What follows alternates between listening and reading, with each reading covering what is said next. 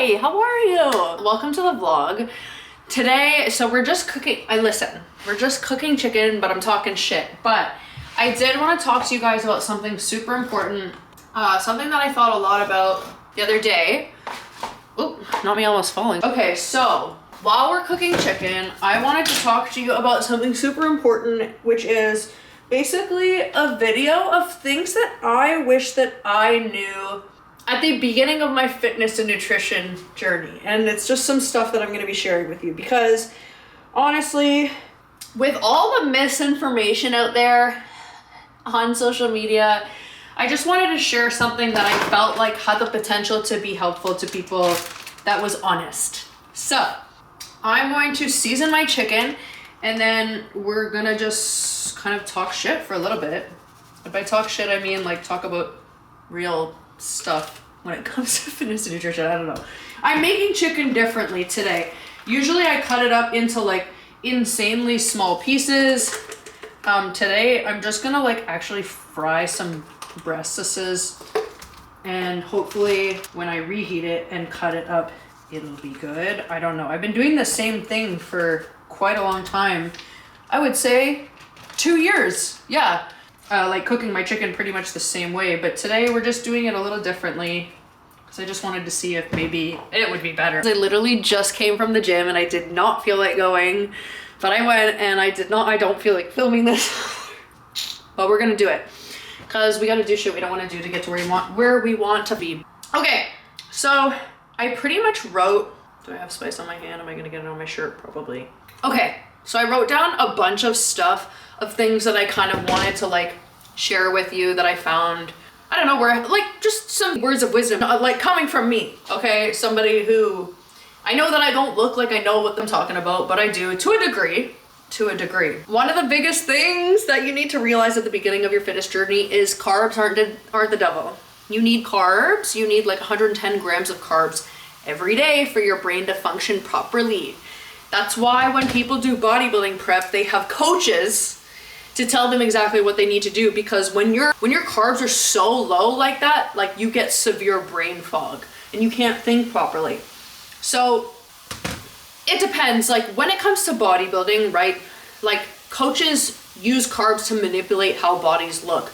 But if you're not prepping for a bodybuilding show, it really doesn't matter. Like as long as you're hitting protein and your optimal amount of protein, and by the way, if you don't know what your optimal amount of protein is for like your body weight, your age, the amount of activity you do, my friend built a great calculator. His name is Train Bloom. It's on his website, Fitness Stuff for Normal People. As long as you're like eating the right amount of protein for your needs, for your goals, you can separate carbs and fats kind of however you want to, as long as you're having carbs. Okay? You need carbs, just eat them. It's not that deep.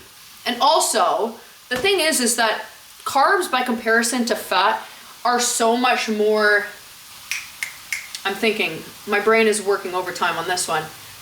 Jesus. Calorically dense, like fat is so much more calorically dense by comparison to carbs. 2, foods marketed as healthy does not equate to good for fat loss. Okay, I'm so serious. Like for example, let's just say for example, right? Let's compare like a Snickers bar versus a protein bar, right? One's marketed as healthy and good for you and one is marketed as not good for you. It depends, like I'm not looking at exact macros here, but there are some chocolate bars that are less calorically dense than protein bars. It's just one is marketed as healthier for you. And as long as it fits your goals, that's what's healthy for you. Like as long as it works for you and your nutrition and your fitness journey. Do you know what I mean? I feel like this is whatever, you know what, I'm just gonna keep making the video and maybe it'll be helpful. The third thing is counting calories and tracking isn't disordered eating.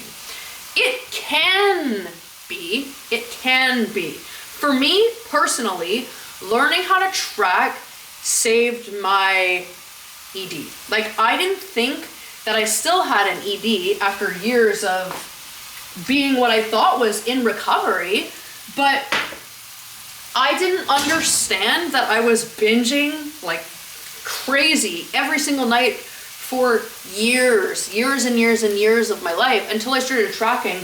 And I finally realized like what I was actually consuming on a daily, but more obviously like a nightly basis. Again, it's all what works for you, but just because you're tracking doesn't mean that you have an ED. Like, if you are on a health and fitness journey and your goal is to lose weight, lose fat, you're going to have to, really, if you want to see some like, if you want to have like measurable changes, you're going to have to track for a little bit. It doesn't mean that you have to track for your whole life, but like if you want to be able to successfully measure progress and see what you're doing, tracking can be very helpful. Again, all up to you, your fitness journey.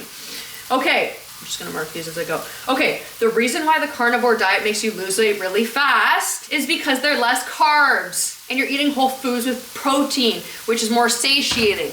What satiating, if you know, I'm not trying to be a nasty, I'm just telling you. Satiating means it keeps you fuller for longer. So protein takes longer to digest, therefore it keeps you fuller for longer.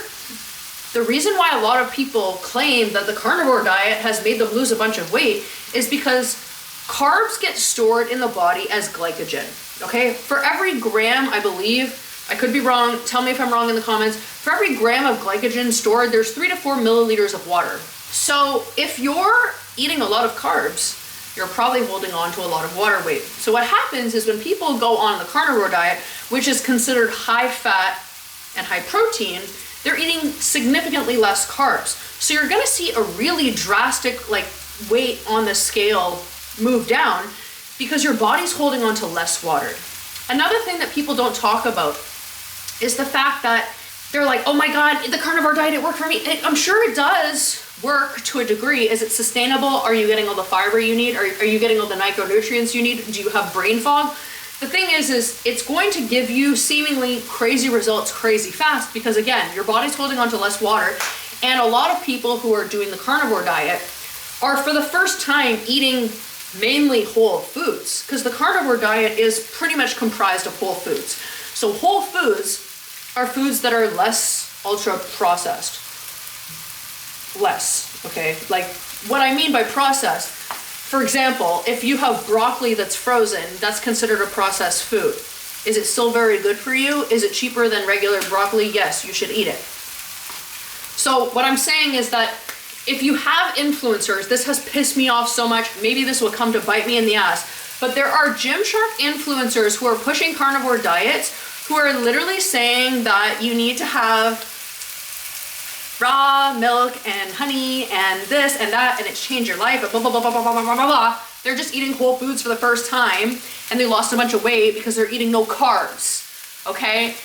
It's irresponsible, it's kind of gross, and it really upsets me, but it is what it is, okay? A suggestion to people, if you're on the beginning of your health and fitness journey and you can afford a coach, get one. I didn't get a coach. I've never had a coach personally because when I needed one, I couldn't afford it. And at this point, I just don't want one. I know enough about what I'm doing. If you are at the beginning of your health and fitness journey, honestly, if you have the money, like financially, to spend on a coach, I would highly suggest getting one. Sorry, I'm just butterflying my chicken right now. Because it will help you take the guesswork out of something that is extremely, extremely confusing. Like, honestly, the beginning of a health and fitness journey, especially if you're looking to social media for information, is so hard and so confusing because there are so many people who seem to be credible but spread misinformation for the purpose of making money or them just not knowing enough. For example, Gymshark athletes that I had to unfollow because it was literally upsetting me that they were spreading misinformation. But whatever. That being said, please research. If you have a potential coach, please research. Like, there's a very big difference, and here's the thing, anybody can be a coach. I did it, okay? But there's a very big difference between somebody who's coaching like, 200 people at once and gives everybody the same plan and doesn't actually give about your progress versus someone who actually cares. Like, you have to be, I would just do research if you're gonna get a coach. That being said, if you can't afford a coach and you want to go the road like I did of just kind of like trying to teach yourself, trying to learn, and trying to do things like balling on a budget, I would suggest following a lot of dietitians because they post really helpful information. Another person who I mentioned in literally all my YouTube videos, his name is Tony. Him and Mariana. Mariana's Pantry on Instagram. Tony is Train Bloom on Instagram. They have a podcast called Fitness Stuff for Normal People. It's honestly taught me so much.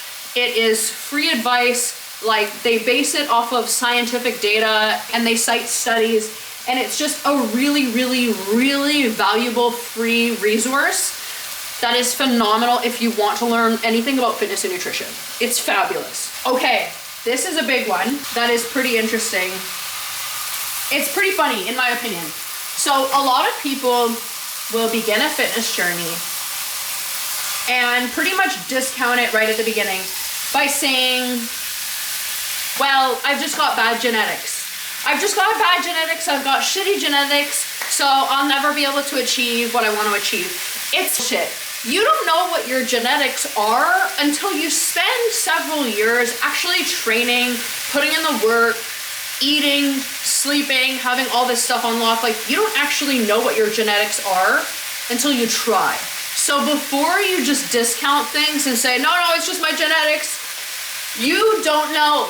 You just go spend 3 to 5 years lifting, putting in work, and then you'll see what your genetics are. Okay, babe? Okay, another thing that's really, really important. Sometimes the hardest part about the gym is just getting in the front door. When I was coaching, I had clients, and sometimes like the hardest battle was just getting there. And sometimes I'd give them goals that was like, literally just, your goal is to just go, get in, go in the parking lot, get inside and stay there and try to walk on the treadmill for 2 minutes.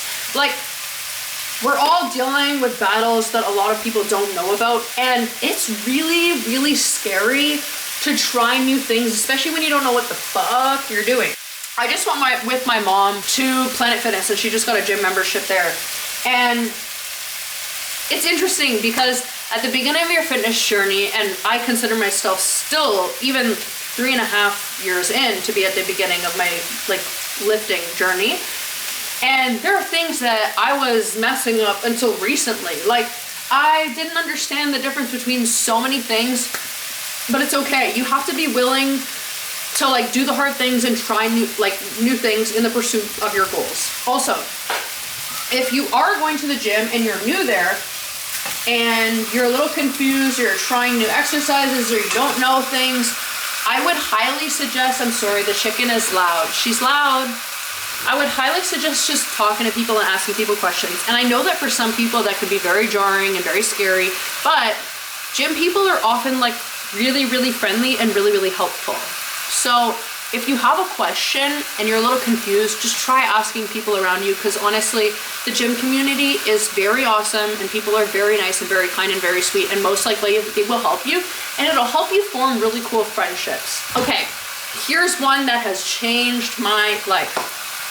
If you are serious about the gym, whether it's CrossFit or bodybuilding or powerlifting or, you know, marathon running, whatever it may be, I would highly suggest joining a private gym. And for context, okay, the gym where I go right now, it costs the same amount as an Anytime Fitness membership or a Movati membership. Like, it's the same cost as a standard gym membership. But when I tell you that joining a private bodybuilding gym, bodybuilding/powerlifting gym changed my life, like, I mean that so seriously. I've said for the longest time, when it comes to like weightlifting and training, I like to be the person in the room with the least amount of muscle mass and the most fat. The reason being is because it gives you the ability to learn from the people around you. And that's what's great about a private bodybuilding or powerlifting gym or a CrossFit gym or whatever your fitness goals may be.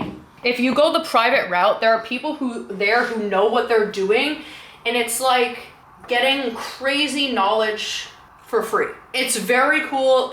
I would so highly recommend it. If you're trying to begin a fitness journey, join a private gym. Even if you have the ability, let's say, if you do have the ability to drive or get there somehow, I would highly suggest joining a private gym. This is I did bring this up earlier. Understand that like at the beginning of health and fitness journeys, you're gonna do things wrong. you're gonna mess up. That's just how it goes. You can't just do something right off the bat and expect to be amazing at it. That's just not how life works, babe. But like, you have to try, because if you don't try, then you'll never get there, you know? This one is what I believe to be like very important. When it comes to your health and fitness journey, my suggestion would be to try with one goal at the beginning. And when I say one goal, I mean one realistic, very like not vague, definitive goal. Reason being is because for my entire life, and if you're watching this, I'm sure you're also mentally ill. For my entire life, I've had the same to-do list. Only the past few years I've started crossing it off. And it's like, go to the gym, be healthy, whatever that means, like lose weight, blah, blah, blah, blah, blah. And okay, 150 grams of salmon. Sorry, I'm tracking currently right now. Salmon, how much rice? 100 and, okay, the reason being is because when it comes to health and fitness, as I've said before, like there's so much information, it's crazy, it's hard. And if you're watching this channel, you're probably also mentally ill or disabled, neurodivergent, whatever the fuck, like a recovering addict. And things for us are harder than they are for normal people. So if you try to like change your entire life at once, it just becomes way too hard. For me personally, what I found that was super helpful was habit stacking. And it all started with going to the gym. Okay, going to the gym, I said to myself, I'm like, okay, 3 times a week we can do that. Then 3 became 4, 4 became 5, 5 became 6, 6 became 7. At the beginning of my fitness journey, I was insane. I trained, 7 days a week and saw no progress because I wasn't allowing myself to rest and recover. But I digress. It started with the gym. Then it kind of evolved to making my bed.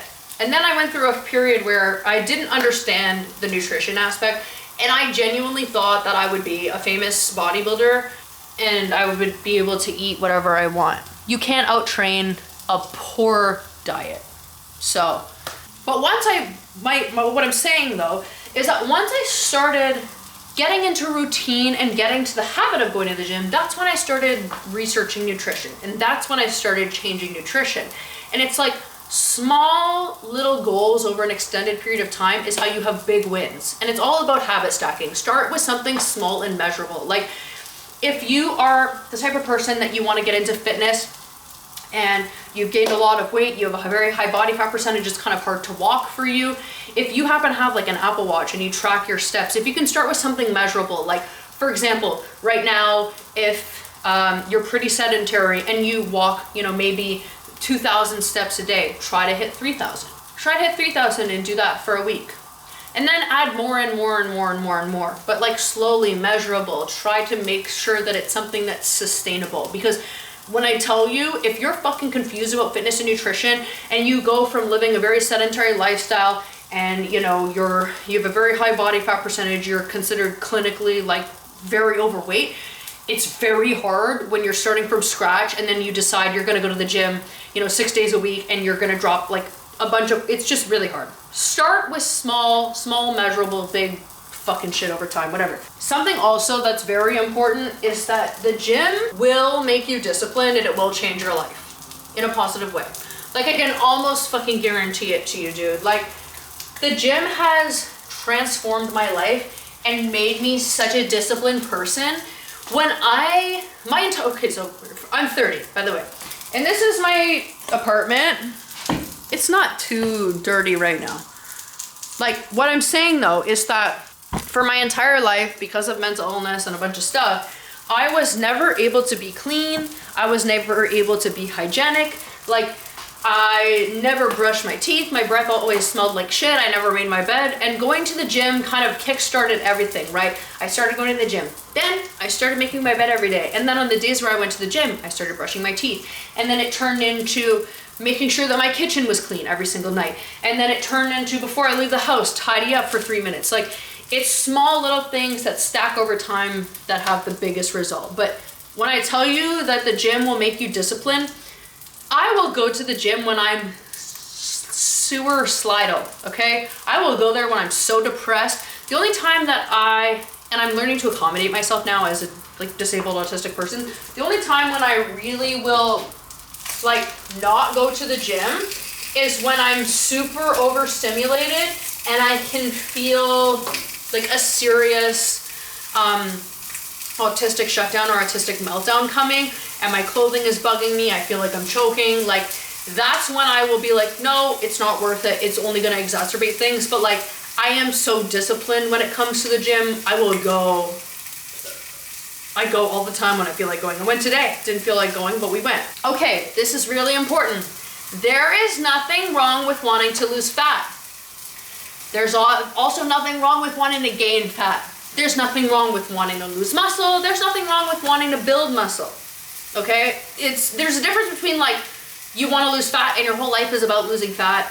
You know, you need to evaluate some stuff. But like, there's nothing wrong with wanting to change your body and wanting to be healthier and happier and look better, perform better at work, move better, be able to lift yourself off the toilet. Like, there's nothing wrong with wanting to better yourself however that looks for you personally. Another thing, which is very important, most people lie on the internet. And I don't know if you saw most of this, but recently TikTok got deleted in the States, and a bunch of people basically told that, like, came online and were talking about how their workouts were fake and they had BBLs, and it's like, it's so hard because a lot of people, when it comes to the fitness industry and social media, are very dishonest. The reason being is because if you want to make money, you have to sell products and sell lies to people. This is why I've never made really any money as an influencer doing fitness content, because I'm not willing to lie to people just to sell my program or coaching or whatever. Like, I remember when I first started coaching, I told all my clients during their intake calls, I was like, listen, if you want your dream body, I'm not going to get you there. I can help you get on the way to getting there, but when it comes to a dream body, if you think that you're going to, in 6 to 8 weeks, get a dream body, get the body you've always wanted, that's not how it works. It's not, it's how it's marketed to us, because that sells really well. And and people have been doing that for decades. Like, it's nothing new. But you need to be aware that people lie in order to sell things. It's really disgusting, honestly. It really makes me mad. If I were willing to lie, I would make so much more money. But anyway, but yeah, like, the thing is a lot of people are lying. A lot of people use filters. A lot of people have plastic surgery. There's nothing wrong inherently with filters and plastic surgery, in my opinion. Okay? I think personally, I feel like it's kind of irresponsible if you're trying to like peddle programs or peddle products and then not disclose fully that you are, you know, on steroids, or it's just whatever. That's just my personal opinion. So just be aware of the fact that people do lie about us, like, a lot of stuff. So try not to compare yourself to other people, because most of the people that you're comparing yourself to, they don't even look like that. They've got plastic surgery, they're photoshopping their images, you know, they're on a bunch of gear, and it's like, fitness and nutrition journeys take a lot longer. You know, like, they take not months, not weeks, but they take years. And by the time that you get to what you think your dream body is going to be, it usually, like, what you want shifts. Okay, this is very important. A lot of people will also start their fitness journey and they'll see somebody who they want to look like. You might have like a kind of like similar physique, you know, for example, if you have narrow hips, broader shoulders, you know, longer torso, shorter legs, and you're around the same height, cool. As like, you know, your favorite influencer, that's cool, sure. But here's the thing. Your genetics are different from everybody else's. So if you were, let's say, you have a favorite influencer that you really like and you want to look just like them, and they decide that they're going to post a day in their life or whatever, and you decide to follow it to a T. Yeah, they go to sleep at a certain hour, they eat, like, drink a specific amount of water, blah, blah, blah, blah, blah, and you follow it to a T, you're not going to look the same as them. You will not. You will not, because your genetics are different from theirs. And that's okay. What I'm saying is that, like, you can have people that you look up to, you can have people whose bodies that you'd like to have, but your genetics are very different from everybody else. So if you're going into something thinking that you're gonna look like your favorite fitness influencer, you probably won't. But that's okay. You just have to manage your expectations. Okay, this one's super important, and it's probably the best advice. You need to learn how to fall in love with the journey, because as I said before, it takes so long to get there. And when it comes to the gym, I find, at least personally, everybody that I know, myself included, goes through stages where they just hate the gym. I literally went through a stage for probably 5 or 6 months recently where it's like every single workout, every single set, everything I was doing, I just was like doing lateral. I hate this. I fucking hate this. I hate this. I hate this. And I'd still go anyway. There are times when it's beneficial to take time off. At the end of this like 6-month period, there was like, I think two weeks in total, not in a row, but 2 weeks in total, I think, that I took off. And it was more than I'd taken off in the past 3 or 4 years from the gym, even when I had like a breast lumpectomy. Like, I was literally at the gym 4 days later against doctor's advice. Stupid, by the way. Listen to your doctors. Don't train if you just get a surgery, whatever. But you have to fall in love with the process, because if you don't fall in love with the process, it's not sustainable and you're gonna hate it.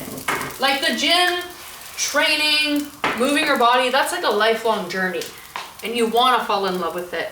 So learn to fall in love with the process, because if you just want to fall in love with the result, you're gonna hate every single second of it, because it really doesn't happen that fast, unfortunately. Yeah, understand that you will fall out of love with the gym throughout the process of all this. Like, I don't know one single person that's a bodybuilder that's a friend of mine that hasn't fallen in and out of love with the gym. But discipline is the thing that will keep you coming back. Like, everybody says, you know, I've talked to people a lot about my gym journey, and a lot of people have said to me, like, how do you have the motivation? How do you have the motivation to go? And it's like, I don't have motivation, I have discipline. And discipline is what pushes me through and keeps me going. Okay, second last thing. You need to be kind to yourself, because learning this and doing all this stuff, it takes time, right? It's just a lot of work, mentally, physically, emotionally. So like, be kind to yourself. There are gonna be things that you mess up and you screw up, but it's not the end of the world. The only thing that I would say though, that I did not put on there, which is very silly of me, I guess I forgot. To be fair, I wanted to talk about this and I wrote these notes literally while I was showering a couple days ago. But one thing that is like actually super important is you need to determine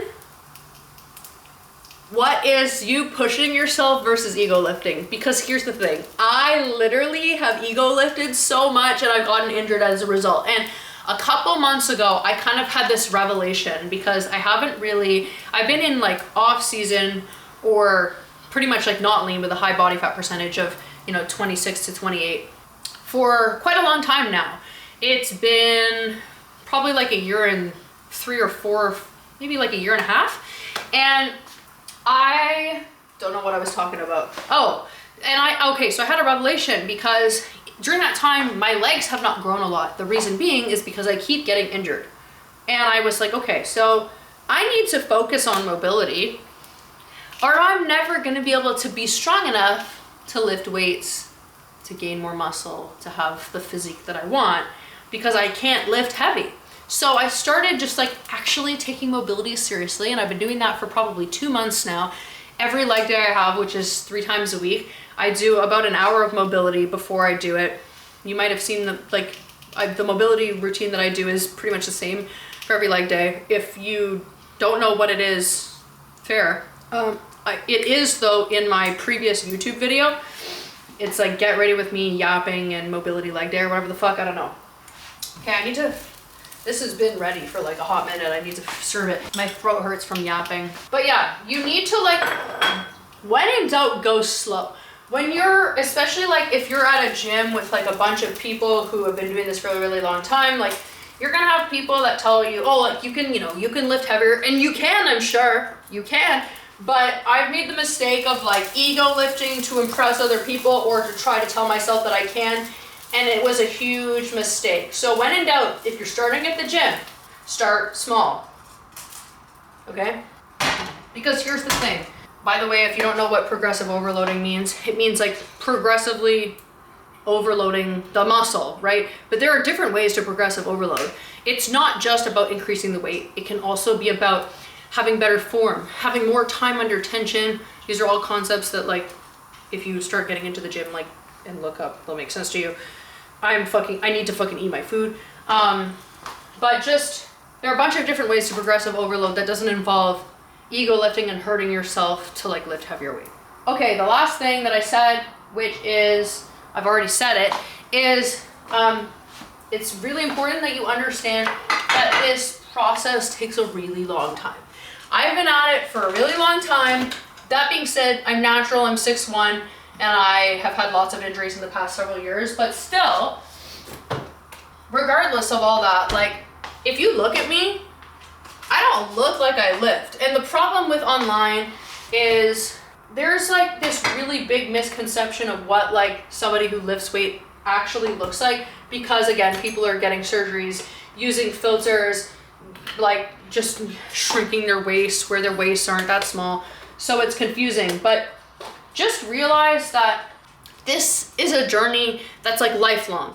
You have to fall in love with it, and it takes a really long time. So be kind to yourself, be patient with yourself, but like enjoy the process. Because when I tell you, it has changed my life for the better, going to the gym and like figuring out my nutrition, also very important. Like, it's one of the big reasons why I don't feel like crap all the time. So if you have any other questions, or you want like a follow-up video or whatever, you can leave a comment. I'm sure no one's gonna fucking watch this anyway. Sorry for the guy that watches all my videos and puts burps. You know what, I'll burp just for you. There's a guy who watches all my videos and he puts like timestamps of when I burp, and I don't think I burped once in the video except for just now. Shout out to you, friend. So yeah, if you like this video, slay. Like, share, comment, subscribe. If you hated it, I don't know why you've watched it all the way to the end. That's kind of weird, but whatever. Send it to somebody that you hate in order to spite them. Anyway, that's it. I'm gonna eat my salmon, rice, and also some chicken as well.